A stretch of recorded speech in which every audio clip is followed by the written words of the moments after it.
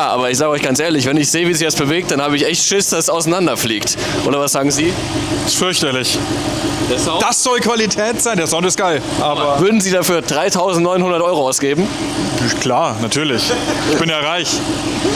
Ist klar, ne? Ja? Ja, ich bin nicht reich. Ich würde dafür keine so eine Summe hinblättern. Sagen wir es mal so. Aber optisch ist es auf jeden Fall schon sehr geil. Ja, und ich glaube auch, unter Last klingt das nochmal brutaler, aber das werden wir jetzt nicht testen, denn ich werde das Ganze jetzt wieder demontieren und dem Kollegen nochmal zum Reinforcen schicken, also zum Verstärken, weil man hat da wirklich Schiss, dass das Ding irgendwie reißt, obwohl Carbon halt wirklich sehr stabil eigentlich ist.